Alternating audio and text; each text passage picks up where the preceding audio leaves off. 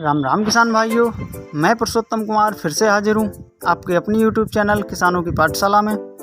किसान भाइयों, आज हम बात करेंगे कि अगर आपकी धान की फसल की ग्रोथ काफ़ी खाद उर्वरक लगाने के बाद भी अच्छी नहीं हो रही है, कल्लों की संख्या में बढ़ोतरी नहीं हो पा रही है, तो अब आपको अपनी धान की फसल में क्या डालना चाहिए जिससे कि आपकी फसल की ग्रोथ भी अच्छी हो और टिलरिंग भी अच्छी हो सके। क्योंकि किसान भाइयों, अभी भी समय है धान की फसल में टिलरिंग और ग्रोथ को सही करने का। जब आपकी फसल की बढ़वार और टिलरिंग अच्छी नहीं होगी तो आपकी फसल का उत्पादन भी कम निकलेगा। तो किसान भाइयों, मैं आपको आज दो ऐसे खाद बताऊंगा जो आपकी धान की फसल के लिए बहुत ही उपयोगी और कामयाब रहने वाले हैं। यह बहुत ही ज़बरदस्त खाद है किसान भाइयों।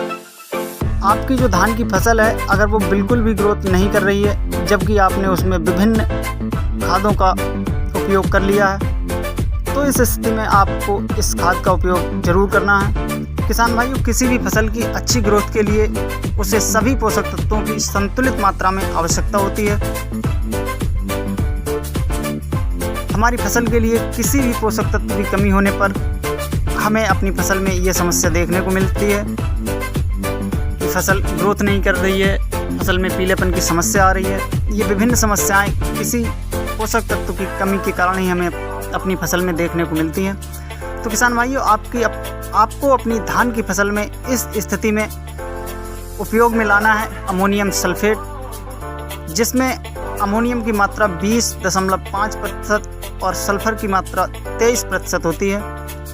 यह पानी में किसान भाइयों पूर्णतया घुलनशील खाद है। बात करें इसकी मात्रा की तो आपको 15 से 20 किलोग्राम प्रति एकड़ के हिसाब से इसका उपयोग अपनी धान की फसल में करना है।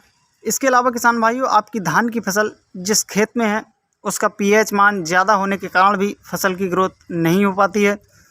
ऐसे में अमोनियम सल्फेट मिट्टी के पीएच मान को कम करने का भी काम करता है। किसान भाइयों, अमोनियम सल्फेट के साथ आपको जो दूसरा खाद लेना है, दूसरे खाद के रूप में जो लेना है, वो लेनी है आपको बायोवीटा।